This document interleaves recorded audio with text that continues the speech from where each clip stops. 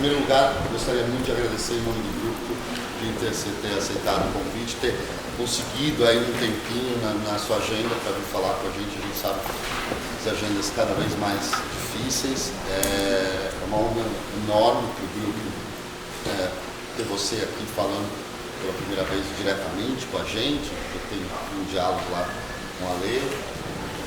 O Peter é filósofo, professor e criador de um dos grupos de teatro, criador e coordenador de um dos grupos de teatro que eu considero um dos mais interessantes, provocativos, radicais, que é o ENS, um grupo que desde a sua origem até hoje, né, trabalha com pacientes psiquiátricos.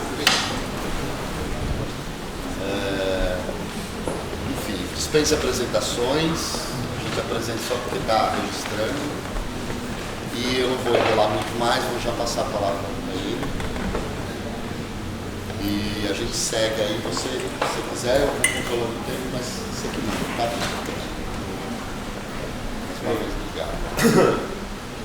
Boa tarde, eu agradeço muitíssimo o convite. Eu sinto muito de não ter podido ver a peça. E isso faz com que a minha conversa possa parecer um pouquinho deslocada, mas eu acho que hoje em dia as coisas estão convergindo para um sentimento muito disseminado, em que, sobretudo, estamos muito perplexos, né? E essa perplexidade, ao invés de nos imobilizar, talvez consiga mobilizar o nosso pensamento. Então eu vou fazer uma trajetória aqui, seguir um roteirinho e depois vamos ver se dá tempo para a gente conversar em torno desses elementos que eu vou trazer. Nós estamos em guerra contra os pobres, contra os negros, contra as mulheres, contra os indígenas, contra os craqueiros, contra a esquerda, contra a cultura, contra a informação, contra o Brasil. A guerra é econômica, política, jurídica, militar, midiática. É uma guerra aberta, embora denegada. É uma guerra total, embora camuflada. É uma guerra sem trégua e sem regra. Embora queiram nos fazer acreditar que tudo está sob a mais estrita e pacífica normalidade institucional, social, jurídica e econômica. Ou seja, ao lado de uma espécie de escalada generalizada da guerra total, uma operação abafa em escala nacional. Essa suposta normalização em curso, essa denegação da guerra, essa pacificação pela violência, eis o modo pelo qual um novo regime esquizofrênico parece querer instaurar a sua lógica, em que guerra e paz se tornam sinônimos, assim como exceção e normalidade, golpe e governabilidade, neoliberalismo e guerra civil. De fato, formou-se uma aliança de interesses que em poucos meses virou a mesa suposta da democracia da maneira mais brutal.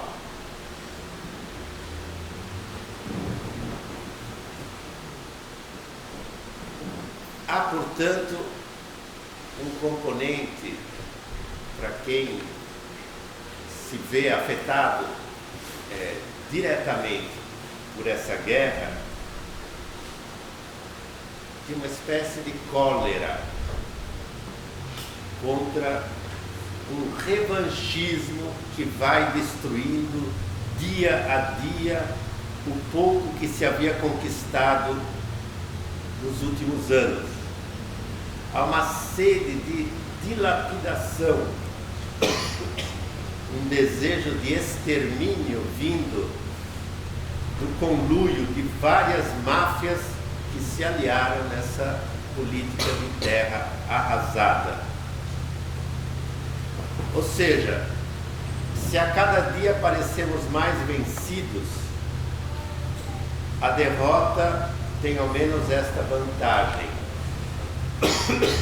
ela nos força a pensar, e a pensar, espero eu, de outra maneira. É preciso fazer valer tal ocasião. É nesse contexto que surge uma necessidade urgentíssima de lançar todo tipo de torpedos, não virtuais, mas torpedos afetivos, políticos, estéticos,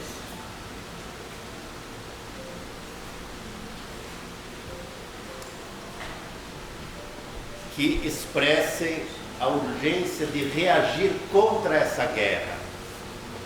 Guerra essa que nos estrangula, que nos dizima ou que apenas nos silencia.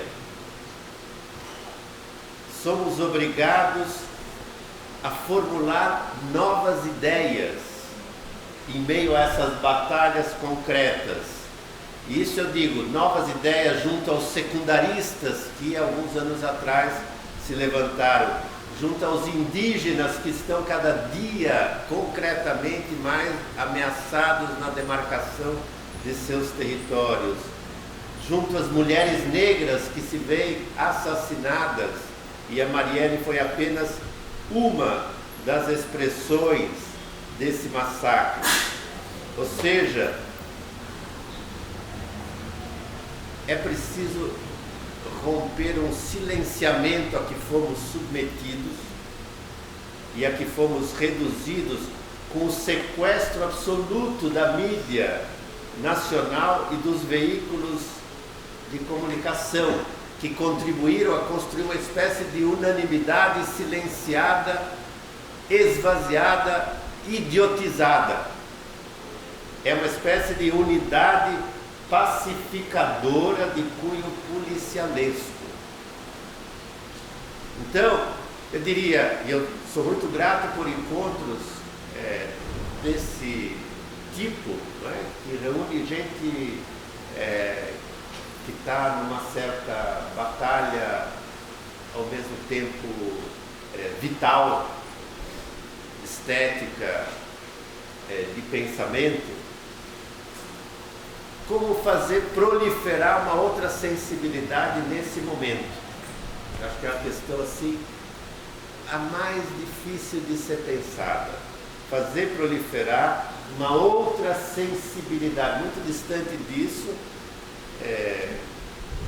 que está tentando dizimar essas minorias todas. E essa outra sensibilidade pode ser uma sensibilidade política, uma sensibilidade macropolítica, uma sensibilidade micropolítica, uma sensibilidade biopolítica, uma sensibilidade ecopolítica, uma sensibilidade cosmopolítica. A política é muita coisa, é tudo menos isso que acontece lá no Congresso. Aquilo não é política, aquilo é máfia.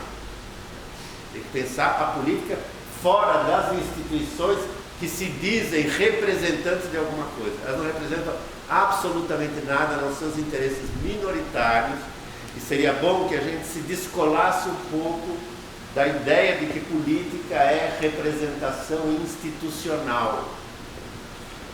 Querem nos fazer acreditar que a política toda está ali. Ora, não está. Está em cada canto, em cada lugar, em cada cotidiano, em cada relação entre aluno, professor, atores, público, médico, etc. Ou seja, as relações, as mais cotidianas, com os corpos com os afetos. Política, a gente deveria entender essa nova sensibilidade da qual a gente está tentando falar, está aí.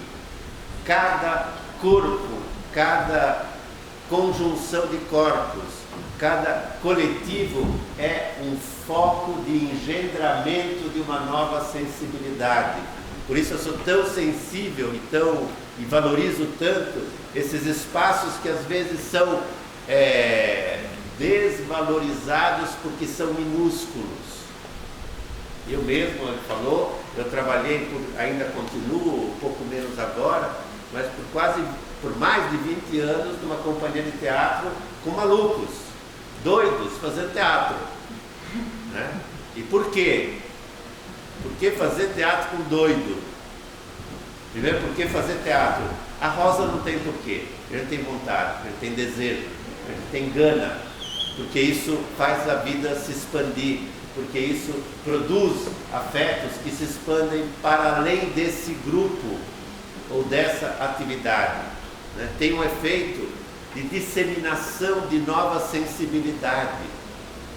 Isso é a coisa mais importante para quem acha que só em dia de eleição que se faz política ou só votando.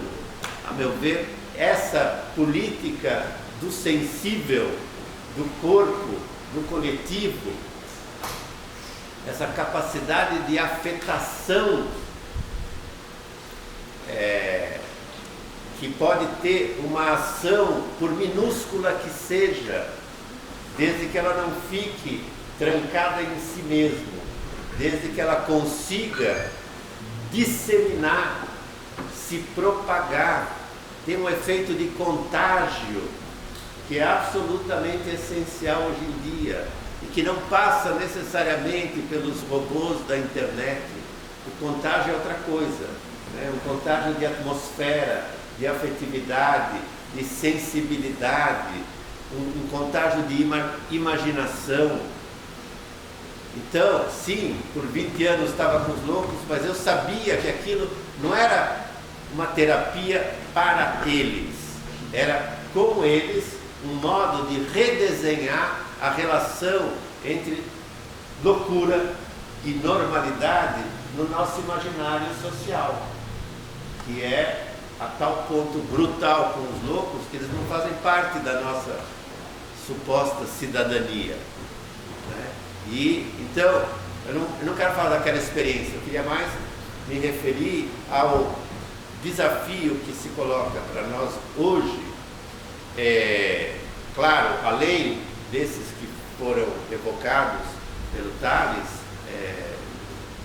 obviamente de organização um pouco macro, etc., mas o que é cada um desde o seu lugar, desde a sua vivência, desde a sua experiência, desde o seu corpo, desde as conexões que ele é capaz de criar, que dispositivos nós somos, estão ao alcance da nossa mão para produzir uma outra sensibilidade, uma outra concatenação de sensações, de ideias, de imagens. No fundo, trata-se do quê? De destravar, destampar a nossa imaginação política, mas o política não tem a ver com aquilo lá do Congresso. A nossa imaginação, por exemplo, 2013 aconteceu alguma coisa que ninguém até hoje consegue entender. Nem naquele momento ninguém entende. Todo mundo foi para a rua. Todo mundo. Milhões de pessoas foram para as ruas, ocuparam os espaços públicos, se manifestaram das maneiras as mais diversas, as mais heterogêneas, com toda a vitalidade e com todas as cores e com toda a diversidade e com toda a multiplicidade que se viu. Não tinha um líder, não tinha uma única direção, não tinha um partido que representasse. E isso deixou justamente o sistema político assustado, porque aquilo era da ordem do indomável. Indomável é o quê? Não se pode domar, domesticar, dirigir, nem se entendia o que pensavam que tinha alguém por trás, queriam identificar os supostos líderes, perguntaram para uma moça lá, que era do movimento do passe livre, mas afinal, quem é você? Da onde você vem? Queriam ter um retrato sociológico mínimo de quem estava se manifestando, para ver se, decodificando, daria para mais ou menos negociar. E ela deu a resposta mais linda: anota aí, eu sou ninguém. Olha, o que quer dizer eu sou ninguém? Ela não falou eu não sou nada. Ela falou, eu não vou te dar uma identidade, a minha carteira de identidade, para você, policial, jornalista, poder me incriminar, mas somos multidão, somos enxame e não temos nome. Ou seja, há nessa estratégia de anonimato uma maneira de escapar precisamente desses mecanismos de identificação, de criminalização.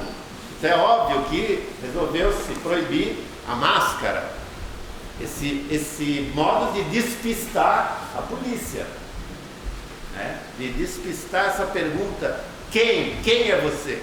Quem é você já é com o dedo acusatório, e a diz ninguém. Então, nessa estratégia de sustentar um certo anonimato, de recusar a liderança, de produzir uma espécie de enxame multicolorido, multiforme, as instituições caíram de joelho, ficaram assustadíssimas. Eu digo isso, não era só a presidente Dilma, não era só o Congresso, não era só a mídia, todo mundo ficou assustado. E por quê? Porque talvez ali algo ganhou voz, alguma coisa que talvez seja, assim, a assombração maior da história do Brasil, a saber, o risco do levante,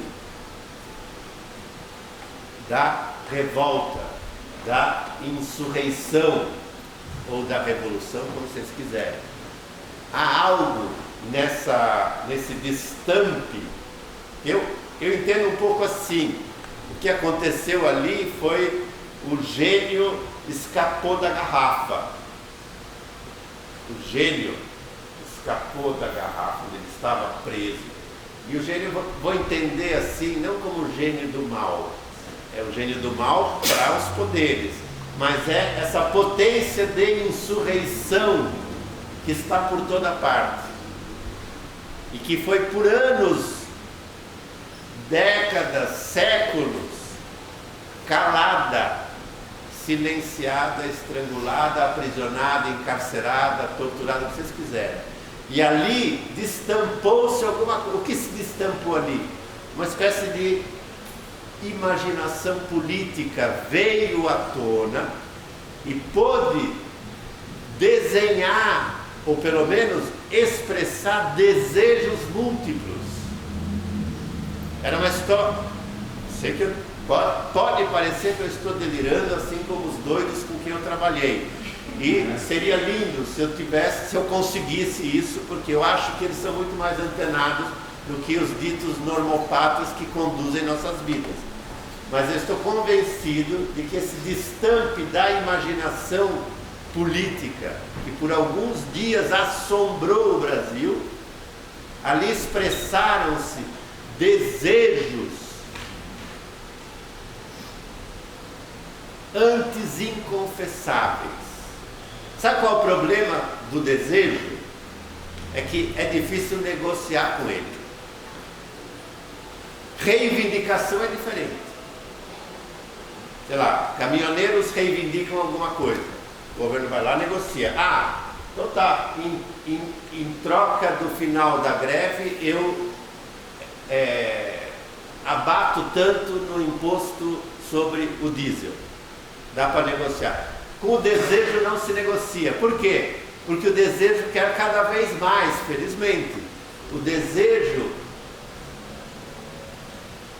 não é da ordem dessa economia da troca. O desejo prolifera, se intensifica, se irradia, se expande, produz outros desejos que produzem novos desejos. Então é uma explosão multitudinária incontida, um tanto inesgotável. E a política não sabe o que fazer com isso, onde não tem troca-troca, onde não tem negociação. Portanto, é um fenômeno de uma explosão multitudinária de N desejos. N desejos que passam também pelo corpo, pela sexualidade, também pela economia, também pelos direitos, mas também pela imaginação de uma vida outra, que não seja escravizada pelo trabalho, que não seja escravizada pelo produtivismo, que não seja escravizada por uma certa moral do trabalho, ou da família, ou da sexualidade, ou de uma certa subserviência, né? A vida submetida. Então essa explosão, eu chamaria ela de biopolítica. Por quê? Bios em grego é vida, é uma explosão de vida.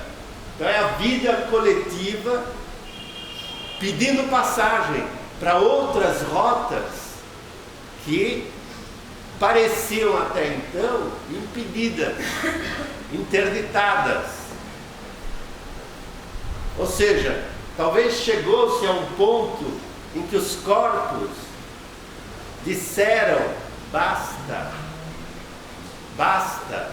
Num certo sentido é assim, é intolerável essa vida que nos está sendo imposta há anos, há décadas, há séculos. Num certo sentido, a leitura de um fenômeno desse, ela não se presta com os instrumentos teóricos que nós temos, que às vezes são muito pobres e redutores, é muito difícil de ler um fenômeno desse. Ou seja, eu diria, para resumir um pouquinho, tudo bem, em poucos dias a TV Globo sequestrou essa voz das ruas, tentou significá-la como um movimento contra o governo do PT, e não era isso, era muito mais amplo do que isso, ou muito diferente disso, mas a direita conseguiu, na batalha das narrativas, construir um sentido reacionário para essa explosão multitudinária. E, a meu ver, ali que o gênio tinha saído da garrafa e assombrado o Brasil, o que se fez desde então, é uma leitura possível, desde então até esse desfecho fascista, foi tentar enfiar a pauladas o gênio de volta para dentro da garrafa. A pauladas, e não faltaram pauladas nos últimos anos, desde o golpe contra a Dilma, né, e toda a sequência, passando pelo assassinato da Marielle e a eleição do Bolsonaro. Então, o que a gente vê aqui é uma espécie de reação violentíssima em todas as esferas, e cuja finalidade é destruir a nossa imaginação política, a nossa vitalidade política, a nossa capacidade de revide ou de construção.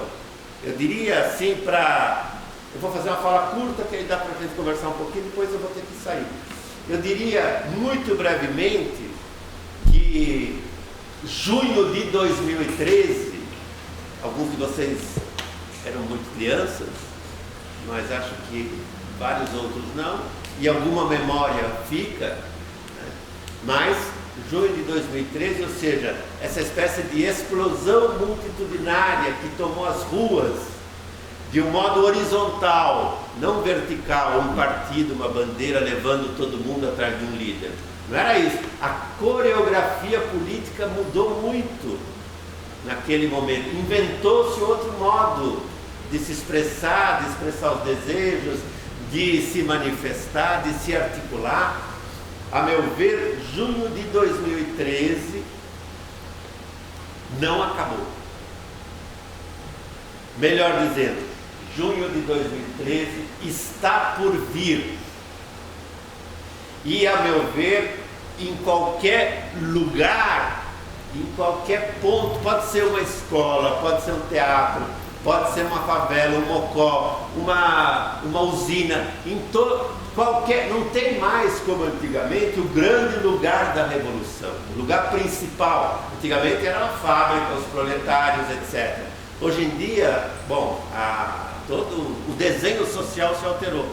Então, num certo sentido, a dominação está por toda parte, a exploração está por toda parte, a captura está por toda parte, mas também a resistência está por toda parte. E a nossa vitalidade, o nosso corpo, a nossa imaginação está por toda parte. Por isso que eu digo, qualquer lugar pode ser a faísca de um novo junho de 2013. É isso que eu tinha para dizer. Pronto. Fui curto e grosso. Eu queria fazer uma pergunta. Não, porque eu acho muito interessantíssimo você ter escolhido junho de 2013, porque vimos passar já a terceira pessoa só nesse ciclo de debate que, de certa forma, coloca essa data como uma data determinante do processo histórico que a gente está vivendo hoje.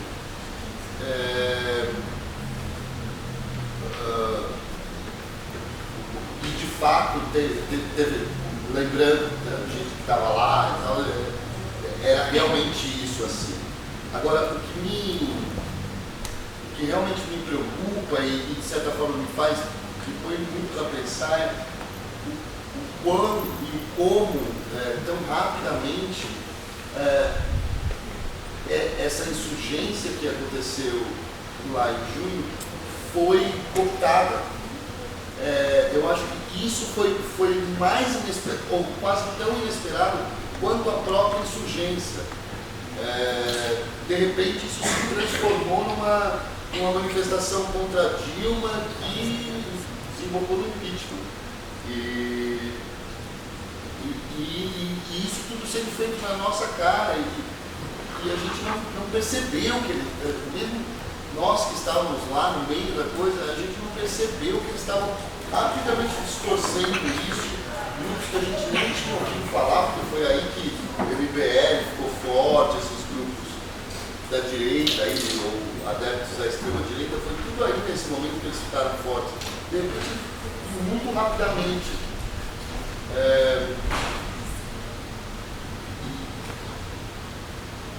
Como, enfim, não sei nem se eu consigo formular essa questão, mas assim, como a gente escapa disso, de certa forma, como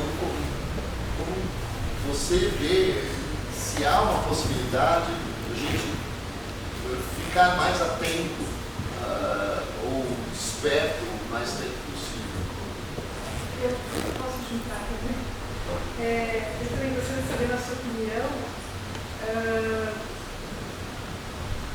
também como manter, a partir de grupos minoritários, uma imaginação política, né, e manter esses grupos minoritários com as suas singularidades, pensando numa aglomeração para se ganhar potência.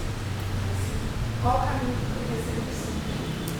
Mas eu acho que as perguntas se complementam inteiramente, porque num certo sentido você deu a resposta para ele. Porque eu diria que, claro, há N minorias, há grupos pequenos, mas uma multidão deles, há redes localizadas, mas do mesmo modo, entre eles, embora não haja uma relação necessariamente direta, há uma espécie de transversalidade possível. O que é uma transversalidade? Quer dizer, um afeto que atravessa o teu grupo, muito provavelmente também atravessa um outro grupo minoritário. Isso produz uma espécie de quantidade psicopolítica, tá? Uma espécie de onda, né? E eu confio que essas ondas, claro, confio, em que medida essas ondas, na sua densidade, são capazes de resistir a esses aparelhos de captura. Você falou muito bem. Talvez tão surpreendente como 2013 foi a rapidez com que a Globo e os sistemas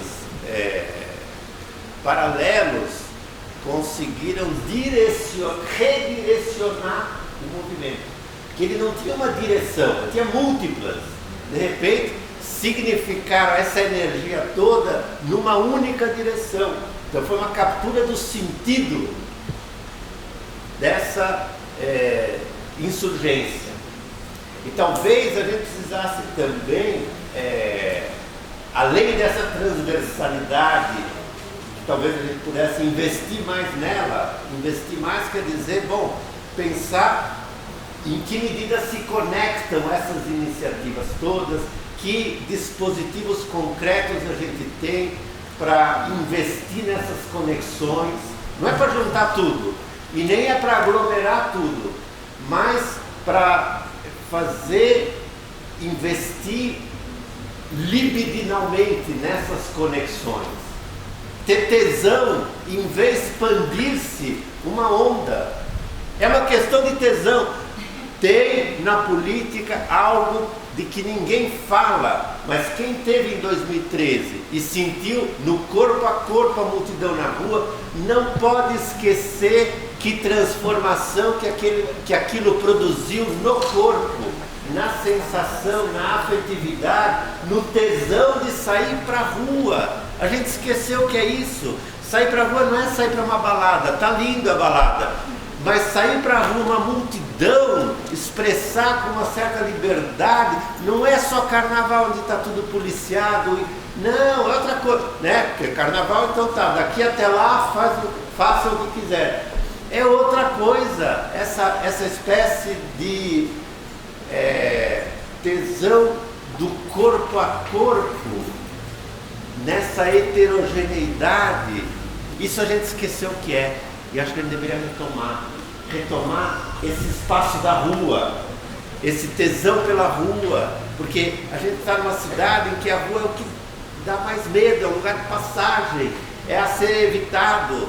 Então, ao contrário, é como se apropriar de novo da cidade como o nosso palco, né?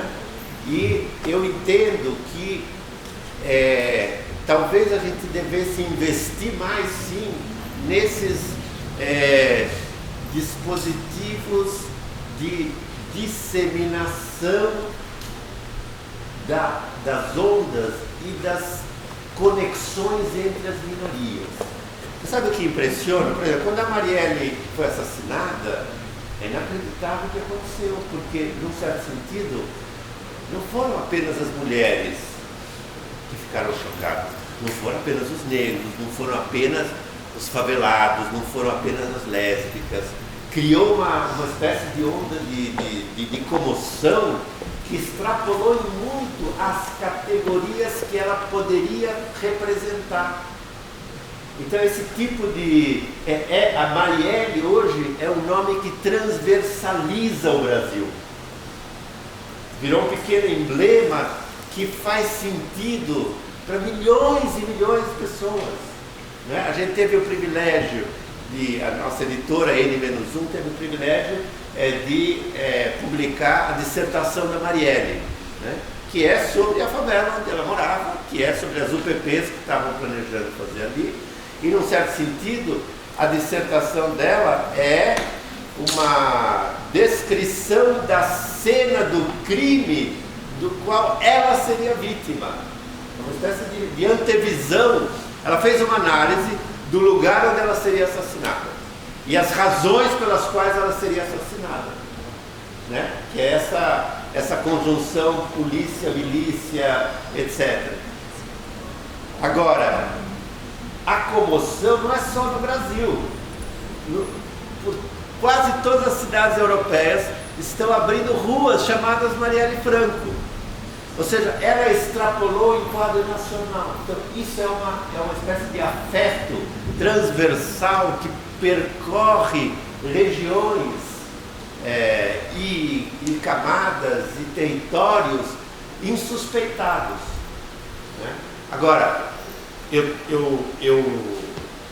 estou atento a isso que vocês perguntaram, porque de fato, como é que a gente pode intensificar a conexão entre as iniciativas, entre as minorias, entre os grupos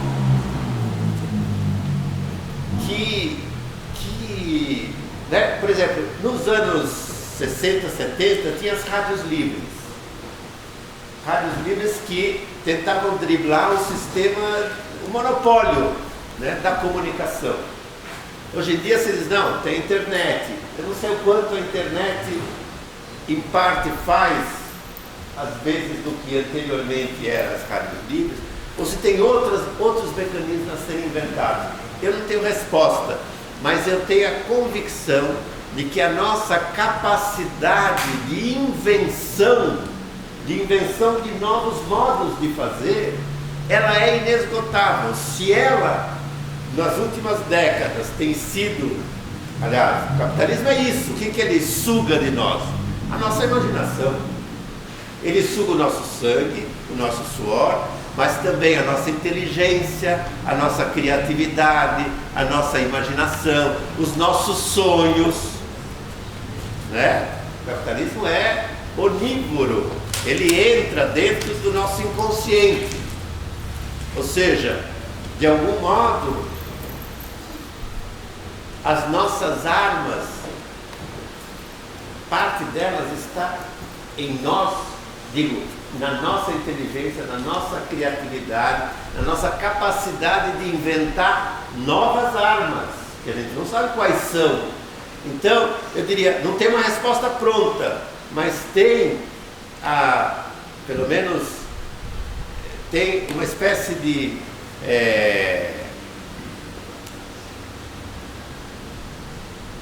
eu diria assim, há um corpo coletivo, há corpos coletivos com a sua potência de imaginação. E talvez é aí que a gente deveria, é isso que a gente deveria ativar mais do que até o momento, porque querem nos fazer crer que a gente é um rebanho que vai justamente facilmente ser acaparado pelos grandes mecanismos de poder. Ela está levantando a mão e quer falar. Vai lá. Eu queria fazer essa pergunta antes, mas eu fiquei iniciando. Aí o senhor falou do capitalismo do sistema. O senhor acha que essa fragmentação das minorias tem um pouco a ver com o sistema capitalista por essas minorias quererem sobreviver por conta do sistema que é muito opressor? Aí elas se fragmentam? Não sei ao que você está se referindo quando você pensa nessa fragmentação. É o que, por exemplo? Sobre as mulheres, só lutar pelos direitos de mulheres, aí só os LGBTs são pelos direitos de mulheres. Não acho. Quer dizer, por um lado, acho que são lutas absolutamente legítimas de minorias que foram massacradas ao longo de séculos e que tem toda a coragem, né, de vir à cena pública e reivindicar seus direitos, sua singularidade, etc.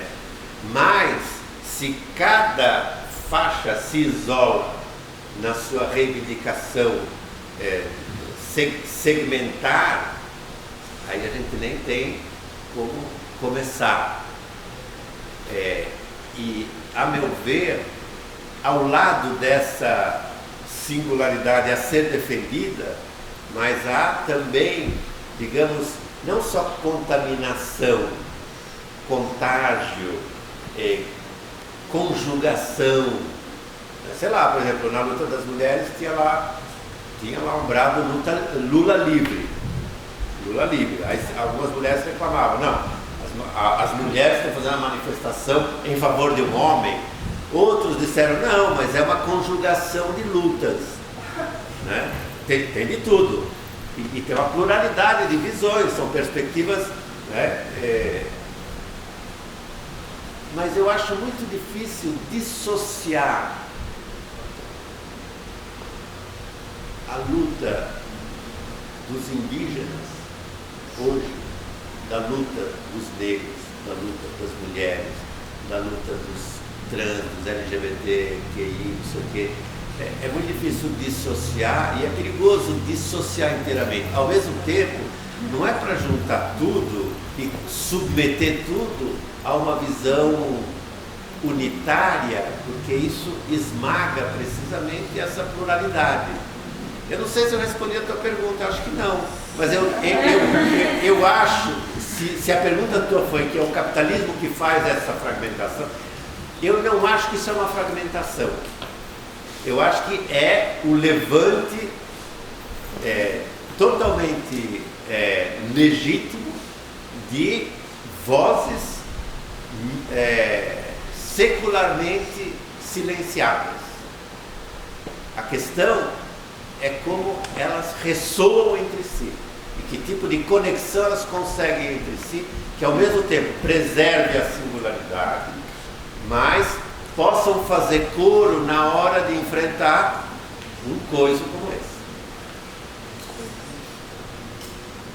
Eu não estou respondendo nada e eu tenho que ir embora.